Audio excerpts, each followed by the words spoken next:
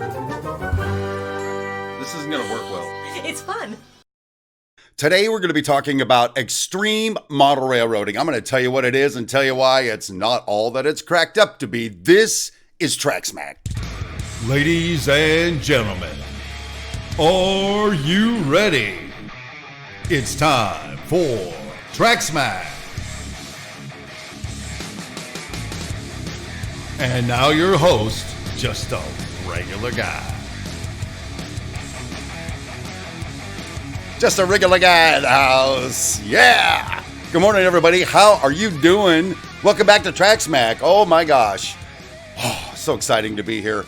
So much fun. So much have I missed this broadcast. You know, I took a little break.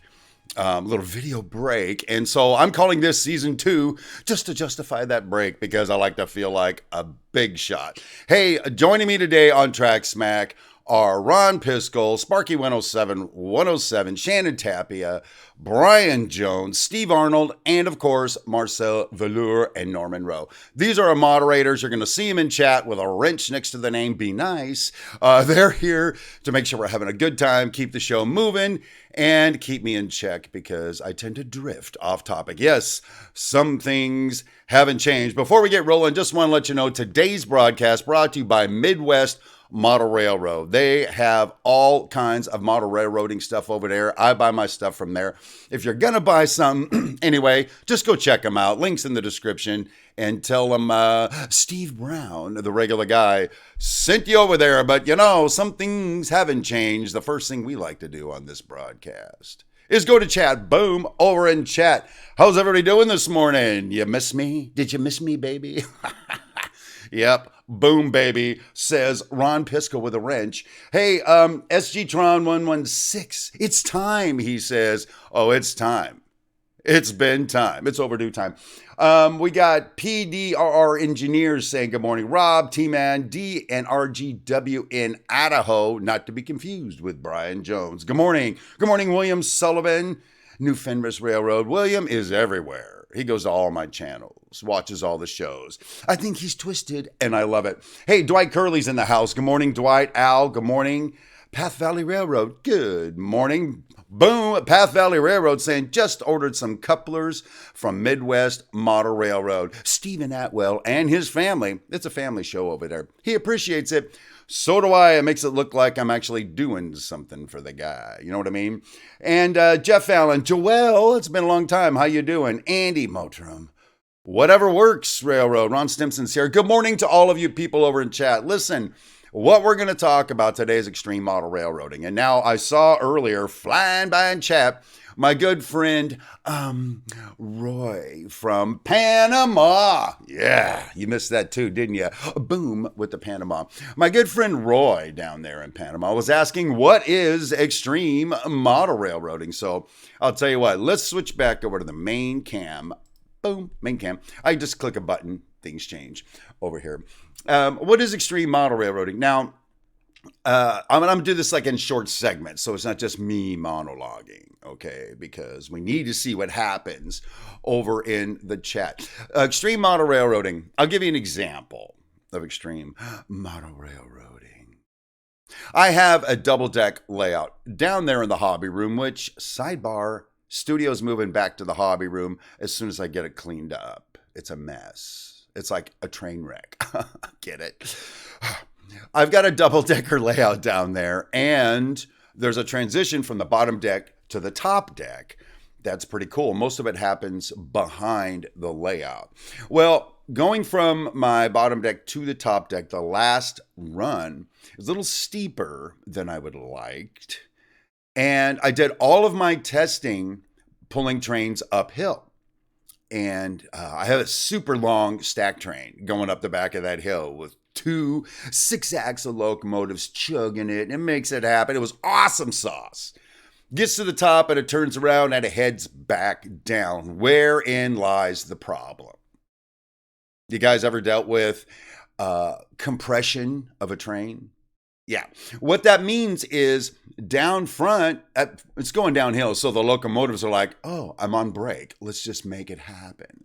As it's going down, though, and the weight of each successive car gets into the grade, the very front car tends to compress into the locomotive and derail right there at the bottom.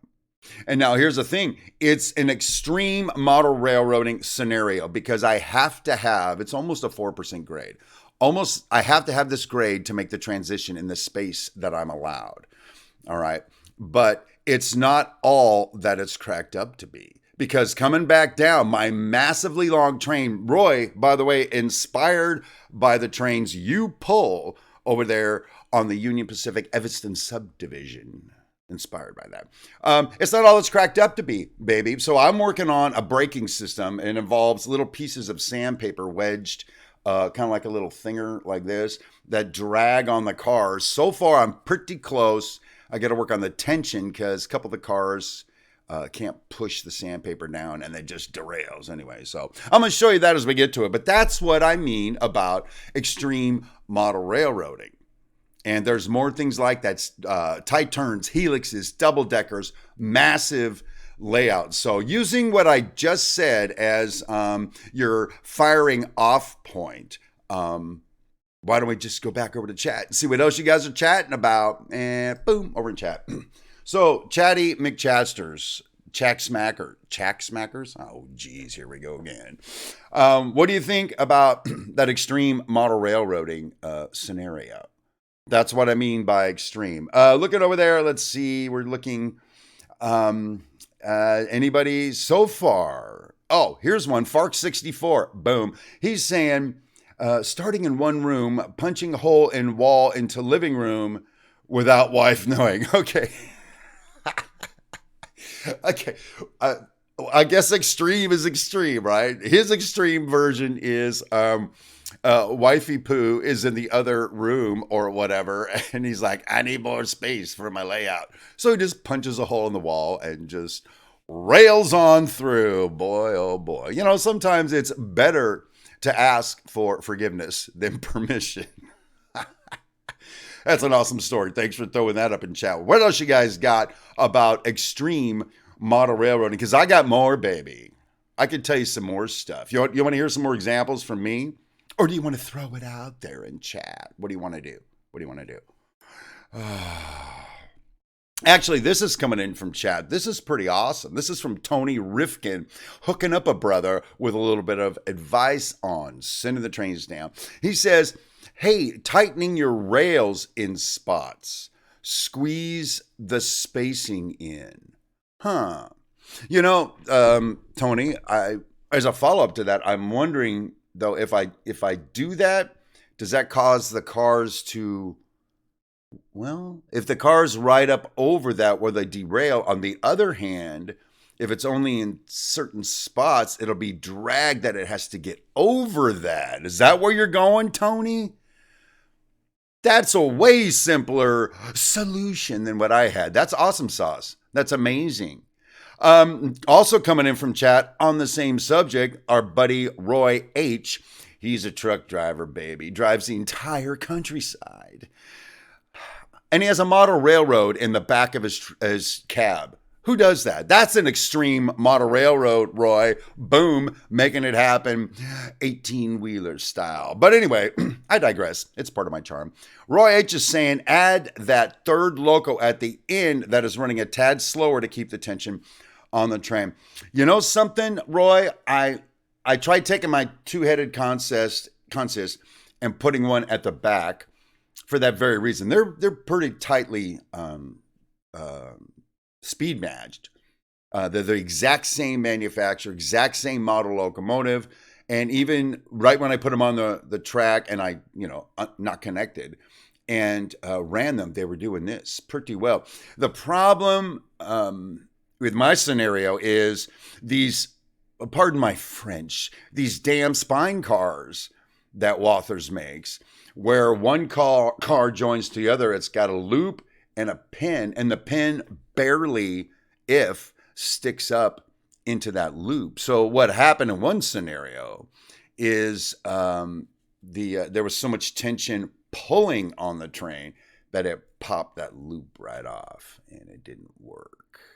So I think I might need to modify the spine cars in that regard because I see where you're going. That's what a real railroad would do. They'd put helpers in the back to help with braking down a steep grade. So Roy, that's awesome input. Thanks for putting that in there. I might have to try that. You know, I'm probably going to do some kind of a video over on It's My Railroad where we explore that. Not that everybody does that sort of extreme thing. What else do we got over in chat? What is happening over there?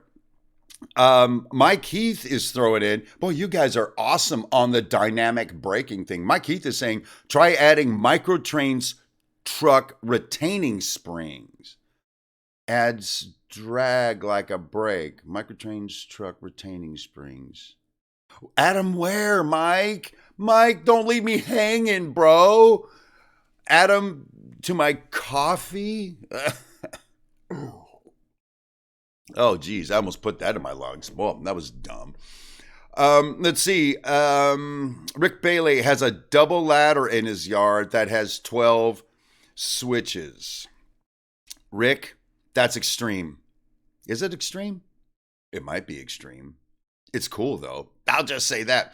All right. Anyway, hey, let me explore that. Let's go a little further. All right, because boom, okay. There's something else relative to extreme model railroading that may not occur to most people. Now, I understand there are people watching our show here this morning that are kind of getting in to the hobby of model railroading. And can I sidebar real quick? Can I diverge? Get it? Turnouts diverge. I'm awesome today, and you love me. If I can diverge for just a second, there are people watching our show that are newer. I just said that. But one of the things we're trying to do here is help people understand what they're getting into when they see some of this awesome sauce stuff out on YouTube. All right. By awesome sauce, I mean, let's say, well, hell, let's say you see my railroad, right? 2 decks, long span of junk, grade changes and all that. It looks cool if I say so myself. But if you think it looks cool, it's like, I want to do that. Understand what you're getting into. All right. Because I didn't understand what I was getting into. Recently, I'm tying the logging camp module into the main line, the coal mine switch junction module into the main line. And because I'm tired of looking at the risers, baby. So I'm doing that. I can't get a camera back in there to show it to you guys. A. B. I can't get back in there to see it. I'm trying to sculpt a mold and plaster. You should see the floor of my hobby room. Luckily, it's concrete. It's not all that it's cracked up to be. All right. Just because you can do it doesn't mean necessarily it's going to be a lot of fun to do it. So that's what this episode is about. When you think about the extreme things of model railroading, because it looks like if I could get this fit in, then I can rock and roll like a rock star. And again, it's not all that is cracked up to be. Hey, you guys mind if I make an adjustment over here? The sun is just hit me in the side of the head. You mind? Moderators, entertain them. I'm right here. Just moving this over a little bit. I'm back. Here I am. See, look at that. Oh. You get nothing but pro here, baby. I'm just saying. So anyway, so keep that as the context. Let's head back over to chat. And what are you guys saying? Let's see. Actually, Steve Arnold, one of our moderators, is adding some content here. He's saying soft bristled brush between the rails. Oh, actually, no, he's not. He's saying that came from Path Valley Railroad. Hey, guys, thanks for that. All right, PVRR. You know something? Boy, here's a bizarre story. Do you know that super glue sometimes will absolutely not stick? Did you know that? I'm on the back of the railroad with bristles because I wanted to do that technique. Just have a whole lot of bristles that each one does not really have a whole lot of drag. But if it's a whole line of them, it will pull some tension on the train. Nothing derails, everything happens. So I took an old brush, cut the bristles off, and one at a time, I was trying to glue them to the track. I don't have any roadbed back there. I don't have any ballast. And nobody sees it. It's just track on plywood. Those suckers wouldn't stick. I tried a bunch of times and nothing. So I wanted to do the bristle technique, and then I just got hosed, bro. It didn't work. So what I did is, like I said, I took a little strip of sandpaper, bent it, and then bent it again, like made an offset, lifted up the track a little bit, because I only have it tacked down here and there, and slid it under the railroad ties. So far, so good. But you guys are coming up with some awesome sauce ideas, and you may expect to find one of them in a future upcoming episode. Let's see. Tony, I can't pronounce your last name. I'm sorry. Kardotsky. That's where I'm going. And saying, would it be possible to lean track inward? He is asking about using super elevated track. You know something? Leaning the track inward, super elevated track. Just diverging a little bit. For me, that's another extreme model railroading scenario. And thanks for bringing that up. Here's why I say that. First of all, super elevated track is what we call it in the biz. When you got trains making a turn, especially a wide sweeping turn, the prototypes will have the tracks banked on a main line. Just like you would on the freeway or something else. You have it banked because of the centrifugal force and whatnot. It keeps everything aligned. And if you can pull that off on a model railroad, it looks totally cool. It's awesome sauce. Here's what I discovered, and I abandoned it on my railroad. Okay, going back to Roy and actually Mike Pfeiffer. If you guys go over to Mike Pfeiffer's channel, Pfeiffer Hobby Supply, he has Cato Unitrack, and Roy Smith in Panama has Cato Unitrack, and they buy that with a super elevated radius built in. So that's cool. You snap it in, there's like a transition piece in and a transition piece out, and you can have super elevated turns, very prototypical, and it looks awesome. Problem is, I don't run that on my railroad. I run Pico SL300 Flex Track on it. So trying to get the elevated, maybe it's easy with a single line. I have a double line main. So trying to get this one elevated and then continuing with that to get the next one, I bailed out on it. It's not that important to me to do it. But that, maybe as you're getting into prototype, hardcore, you start to get a little bit more extreme with it, perhaps. What else we got going in chat? By the way, thank you, Tony, for throwing that in there. I appreciate it. Let's see. Well, you know something? Steve Arnold is now throwing in something awesome. He's one of our moderators. Look at what he's saying. But he's not in chat. Oh my God. It's been a while, people. All right. He's over here talking to me. Hi, Steve. How you doing? Oh, really? And how's your day?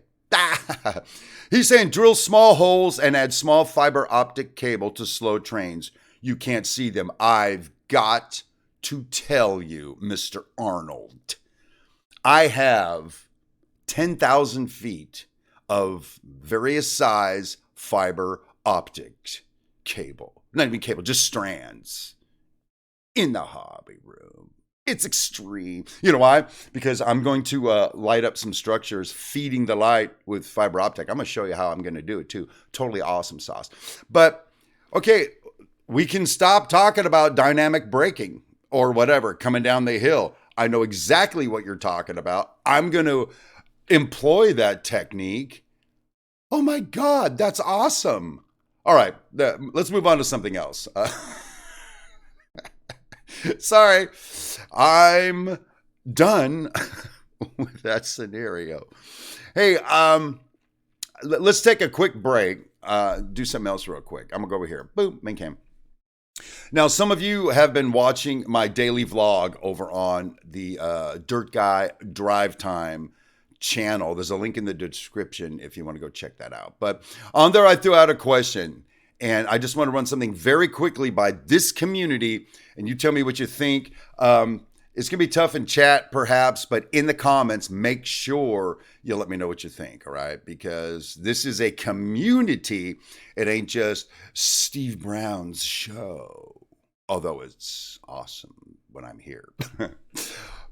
If some of you remember back in the day, Cindy Brown, the first lady of model railroading, and myself would do a live improv show Sunday night, 6 p.m. Pacific on her channel, supposedly chic. Now, we would play a game with the people in chat. Our dogs would play with us. It's kind of like a couple's vlog, but comedy, weird stuff. I don't know, fun. Well, we haven't done it since about June, and we want to get back into it, but we don't really want to put it on her channel anymore. She's doing some different stuff over there. So my question to you would be this. First of all, why is the sun just burning my arm? I'll fix that by next week. My question to you is this. Would it be a bad idea to put Dirt Chic Unscripted, Cindy and mine's show, on this channel, but on Sunday nights at 6 p.m.? This show here, unaffected, unless she's a guest or something, and we just rock and roll because that's what we do. But on Sunday nights, put her and I up there, do our thing. You guys will get notified that it happens. If you don't want to watch it, just let it troll by. Tell me what you think of that in the comments. If Dirt Guy Drive Time, overwhelming thumbs up for the idea, but you guys need to tell me what you think on this channel out of respect for this community asking the question. So throw that out there and think about it as I head back over to chat. Boom, over to chat. Give me some other extreme scenarios. What do you got? Anyone? Let's see. Well, actually, people are already barfing in with, I'm all for it. Sounds great. I'll be there. I don't see anything bad about that. That's my opinion.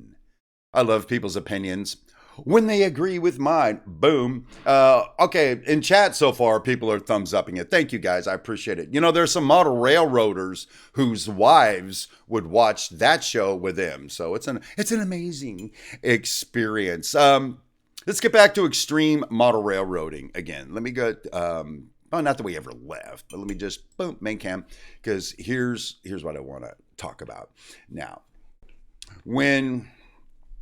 When you're trying to get a lot done on a railroad, okay, let's say you want to run well cars or auto racks, long A-frames. A-frames? What the hell's an A-frame? Center beam, like lumber cars or something. Long cars and 6-axle locomotives, but you don't have a whole lot of space. There's a temptation and you want them to run continuously, right? What's the point of a 6-axle locomotive if it goes from here 6 feet and stops? You might as well just get a switcher and do some switching, okay? Here's the thing. On my top deck, I have the track pop through, make a very quick turn, and head back down, just so it'll turn around. I got junk up there, my programming tracks up there. It's not part of the layout, but it's part of the railroad. And I got to see something. It's only 2 foot deep, and the track is from the very front edge of that 2 feet. The railroad ties are lined up right with the edge. Makes the turn, and there's a gap to the plywood in the back about that big between the railroad ties. And the train makes the turn. 2 problems. 1 problem. It looks like that train is just going to come off the track. A 24-inch radius in scale turn, not happening.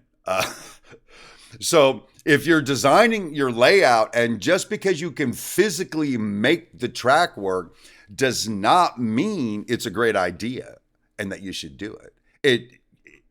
You run the risk of getting everything said and done and starting to find problems too late in the game to really do anything about it without screwing something up on your railroad.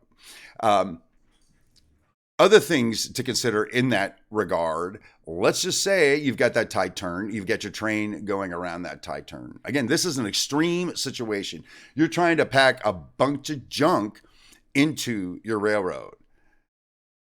Expansion and contraction. If those rails expand, there is such a sharp turn, there is very little to absorb that without so much deflection in the rails.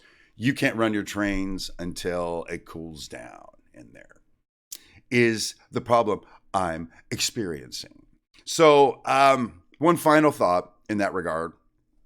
If it's a 180-degree turn and you're pulling a long, heavy train around that tight turn. Now, for HO scale, scale it up, okay? Whatever it is for your version. For in scale, 24 inches, absolute minimum. You cannot go any smaller than that, ever. But what'll happen is there's so much drag behind that train that after the locomotive makes the turn, instead of pulling the cars around the turn, it tries to pull them across the turn and just pulls the train right off the track. Now, again, one of the things that I'm communicating here, hold on, I'm making adjustments while I talk to you. I really need to fix this some kind of way. I don't even know. What kind of a lame ass show do I have going here? Oh, there's my light now. Whatever. Let's move on.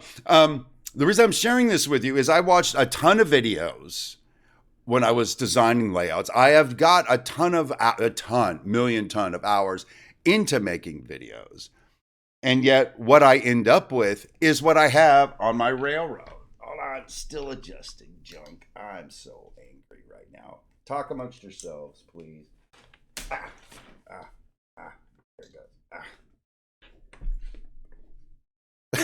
Nothing gets better. What the hell's happening at my end? Oh, there's a stupid show. I don't know. Thumbs down it.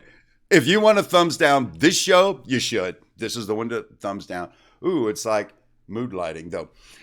I watched all those videos, and I've got a ton of advice, okay, from people, comments on my channel, other channels, lots of input, and yet I still ran into these problems that I don't know if I saw the answer before and I just blew it off. It kind of sucks in some regard. So very tight turns. It's extreme. You can maybe make it work, but I wouldn't recommend it. 24-inch radius running switchers and 40-foot cars, not a problem. I have a 16-inch radius in scale, running that over at Switch Junction. Never had a problem with it. But a 6-axle locomotive just derails immediately because it can't handle it. Well, I never intended to run 6 axles on there. So extreme grades, just because your train can go up doesn't mean you're going to have fun going down unless, boom, fiber optic braking. I love it. That's what we'll call it. Fiber optic braking. God, I love this show. You guys are awesome. That and super tight turns. Some of you out there know something about helixes, helicicles. I don't know. Let's talk about that because I've never built one. I have a nolix is what they call it. It's a helix, but it didn't look like one. I want to talk about helixes because a lot of people will think that's the awesome sauce to get from A to B.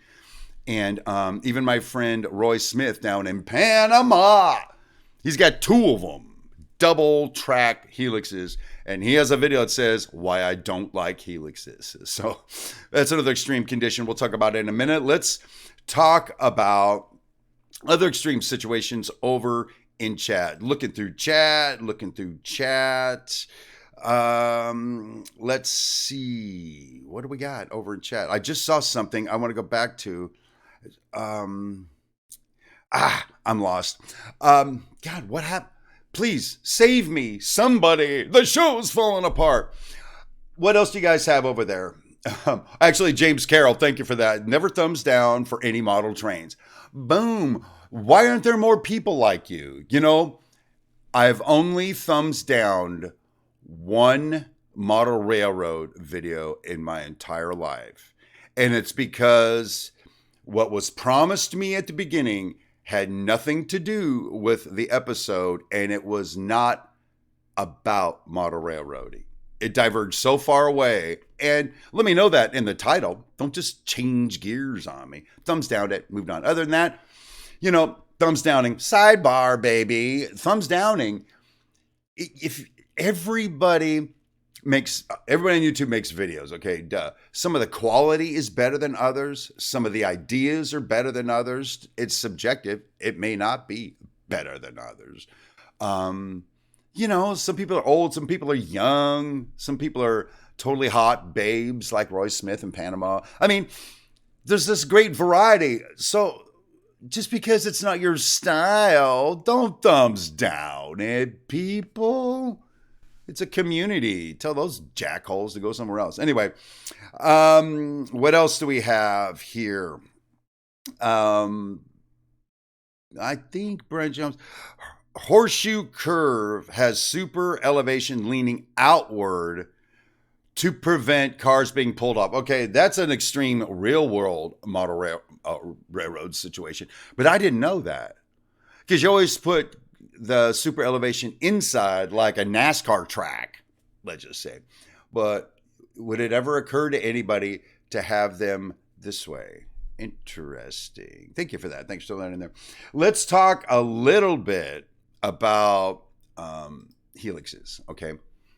Helixes, in my opinion, are another extreme model railroading scenario. And again, the intent of this episode is to help sort of indoctrinate some of the newer people who see some of these exciting things happening into some of these things and give them the opportunity to at least hear if there are horror stories about it. But not everything is a horror story. I have no intention of changing my steep grade. I just want to fix it by putting in a braking system and run my long trains all the live long day. I have no intention of putting tight turns in for my 6-axle stuff. I'm just going to have wider turns for that, run the switchers on the small stuff. So it doesn't mean I'm not going to do it. Just know what you're getting into.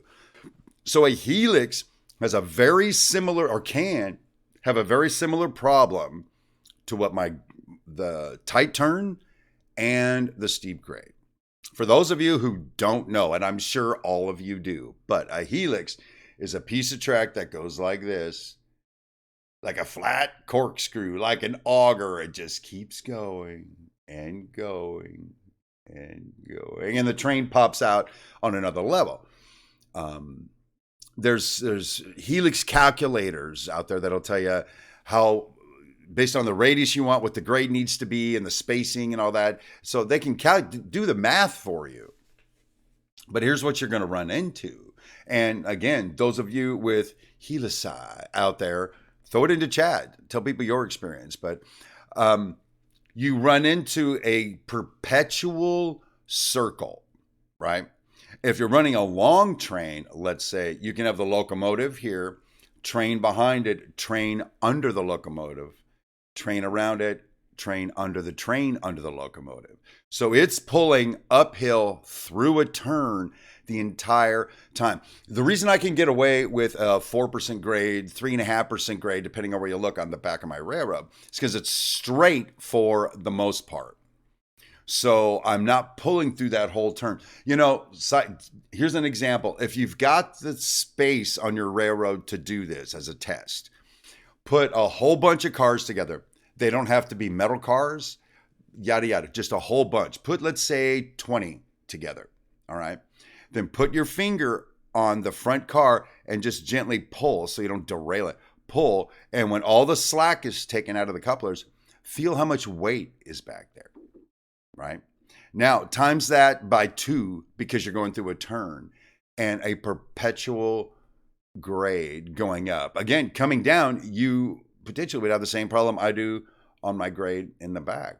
Now, I've never seen that happen, and some of the guys I know with helicize don't have that problem, but you could.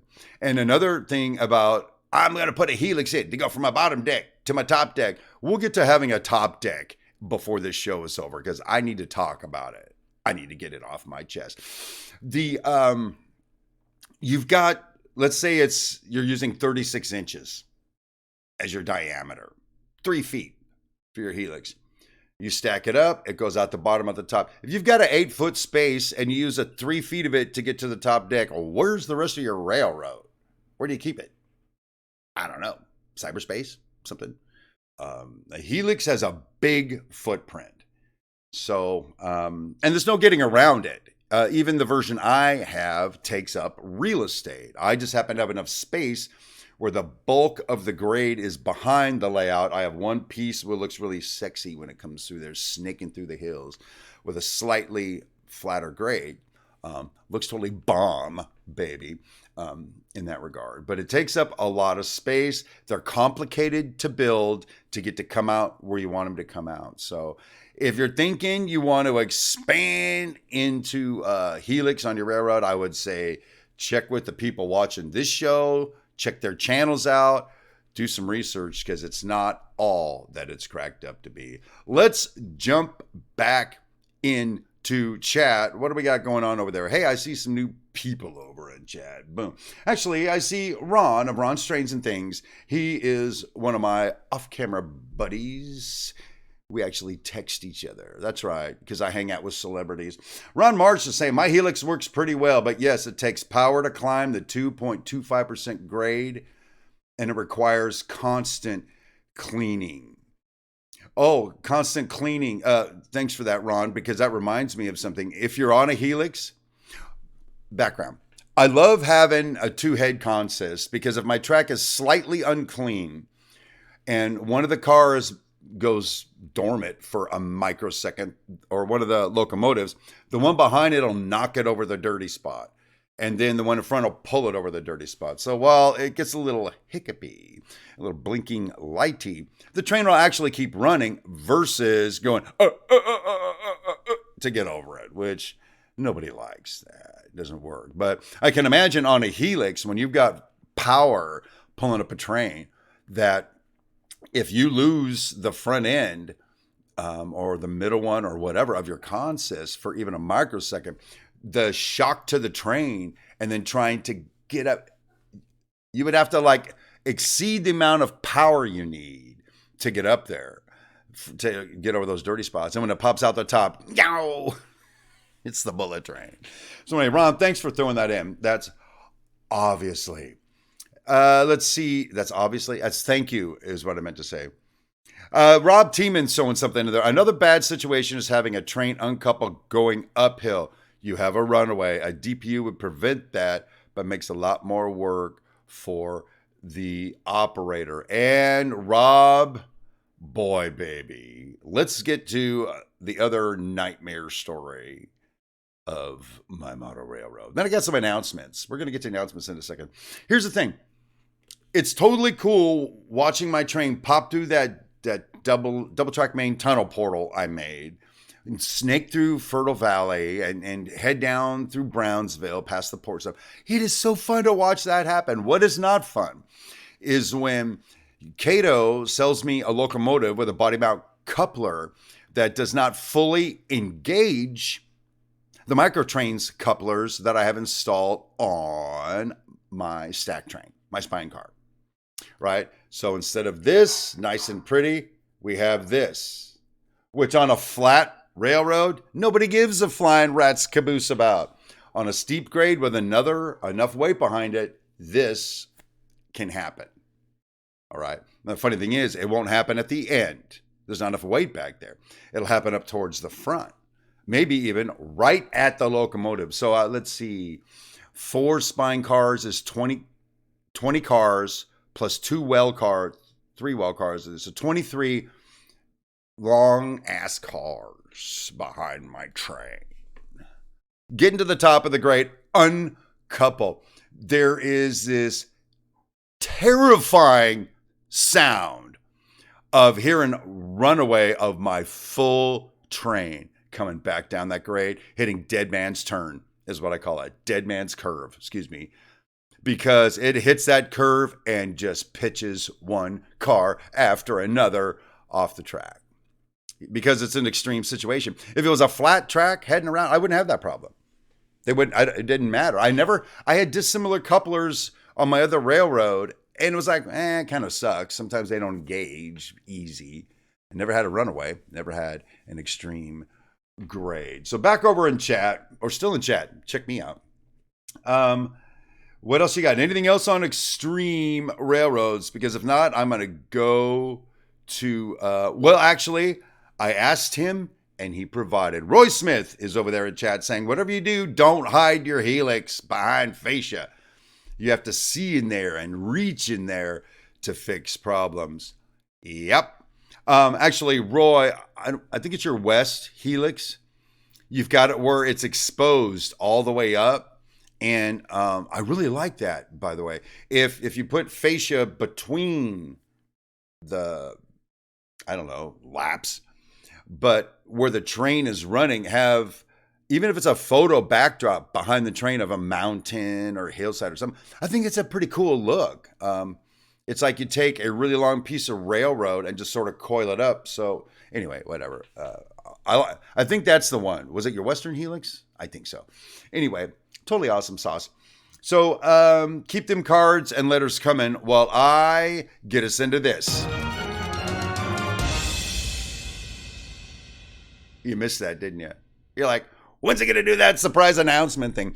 Hey, real quick, just to give you a little bit of a update. This Thursday on It's My Railroad, the actual model railroad channel. Unlike this one, which is whatever.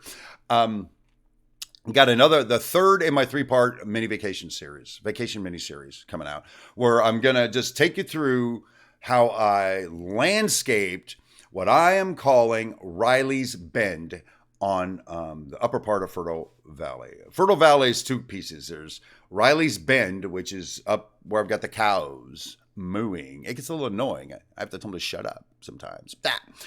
But below that is Dowling's Orchard and what I'm calling Dowling Point. It's where the trains out of Switch Junction stop before they're cleared to head out onto the main line. So I'm going to... did you need to know all of that? I don't think you did. Gabby. So I'm going to take you through that in the same style that you've seen the last 2 videos happen. And I'm really proud of it. It looks totally awesome. Immediately following that, following Thursday, I have begun scratch building my orchard packing shed, is what they call it. And I got the structure done. I'm not going to take you through that because it was a lot of little pieces gluing them together, blah, blah, blah. But we still have to put the roof on it. We still have to put the scenery around it, build a little shack, so a bunch of stuff for that scene, including some LED/fiber optic lighting. We'll see how that goes. That's coming up. And then regular full-length videos on It's My Railroad from then on. So check that out. One last thing. Again, I mentioned my daily vlog on Dirt Guy Drive Time. Links in the description. Go check that out if you want. But please expect some things to be a little more racy than others. Okay. It's a little more, talk about extreme. Go to that channel. But not if you're easily offended by foul language. So anyway, there you go. Let's, that's it for announcements. What else do I got? We already talked about Dirt Sheet. Well, let's get back in to talk about extreme model railroad. Boom. Back over to chat. What do we got? Hey, just really quickly, here's an amazing thing. We were gone forever. Last Monday, Labor Day, I did a surprise Track Smack episode. 40 people showed up and we hung out. It was awesome. And then today, we've already got like almost 120 people back in the game. So as on a personal note, means a lot to me. It means a lot to the moderators that you guys are sticking with us through all of this and hanging out with us. That's totally awesome. Hey, so thank you. What else are we doing on Extremes, baby? Let's make it happen.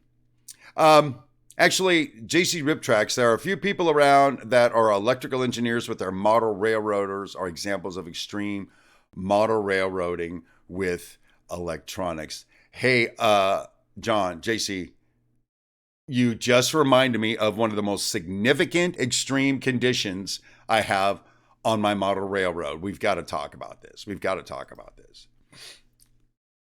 As many of you know, I've designed my railroad where the main line, entry and exit from the main line will ultimately be controlled by computer software. All right. I'll be sitting on a siding and I'll tell the computer, send this train from Brownsville to Bentleyville. And it'll wait until it's cleared, open track, switch the turnout, run the train up there, put it on a siding, and then I take over again, do all my switching.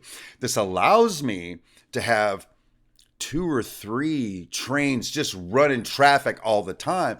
And I get to play in that traffic with my little train to do switching ops. It's totally an awesome idea. To make this work, and again, from one end to the other, lineal feet of my railroad is about 100 feet. So a train will travel 200 feet to get all the way up and around by the time the railroad's done. So that, and my trains are, my longest train's almost 7 feet long, right? Which means I need a block 7 feet long, then a block 7 feet long, blah, blah, blah. What do you need to do in that regard to make the software work? You need to set blocks. That's fine. Block detection, which means when the train passes into that zone, some kind of way and I'm using, I'm switching what I'm going to use. But anyway, I have a block detector. It tells the railroad there's a train here, do something. So it can track train movements around the layout. That's cool. Now, when I was setting up the blocks over by where my DCC is mounted to the wall and all that, I'd run a wire 5 feet, make it up, boom, block detected. The other side of the railroad, again, on the bottom deck, I have to travel about 30 feet with one wire, and then about 35 feet with one wire, and then 20. You see where I'm going with that? There are so many joints in the rail and so many wires. Trying to color code them is just pointless. So then you got to wire mark them. And then what if you do something wrong? You got to troubleshoot it. What I'm getting at is just because you can set up this massive turnout controlled by computer, awesome miniature wonderland in your hobby room, know what you're biting off. The reason I haven't gotten the software and hooked it in yet is because I've got all the blocks hooked together right now. I don't have them into detectors, except where it has to switch the turnouts for the single track main. I'm just not looking forward to all that. It's part of model railroading for me, but it's not the fun part. It's just wiring up a bunch of crap. And so some of you electronics guys out there, that's what you do and that's what you love. Hey, more power to you. That's awesome sauce. But for me personally, you guys will see that develop over the coming weeks, months, and years. I think we're getting a little long. I'm going to make one more bounce over to chat. Anything else you guys want to say before I give you my wrap up? And then we blow out of here. Let's see. Actually, Ron Piskel is saying automatic signaling systems are extreme. He's just beaming that in from Moderator Central. And it is true. You are correct, my lord. I actually have two element signals now on the railroad. So, and the lights actually change color, but I have them hooked to my auto turnouts. And that's just more wiring. The common, and then there's the one for the left. I've only put in 2 in because I just don't feel like putting the third one in over by Switch Junction. Ultimately, I will, but anyway, get her done. Anything else? What else you got? James Carroll, Steve, do you use the block detectors for when you fall asleep? LOL. You know, that's not a bad idea to put a block detector to some kind of a shocking device, and then just whoa, there it is. There's a train. That's awesome sauce. Dean Danielson, Steve, did you also install a mental block? Yes, and as you've seen, my friend, it pops up every now and then. All right, you guys are having a lot of fun. Hey, you know something? I got to tell you the real purpose of this show, and then I'm going to wrap it up. I was talking about this on Dirt Guy Drive Time, and if you're still here 49 minutes into the broadcast, that means you actually are part of this community, and I think you're going to agree with me in what I'm about to say. I was giving some YouTuber tips, and one of the tips was, what is the purpose of what you're doing on YouTube? If it's to build a massive audience so you can get rich, well, more power to you, but you're probably going to be disappointed. All right. It's been my experience, and I'm cracking my knuckles.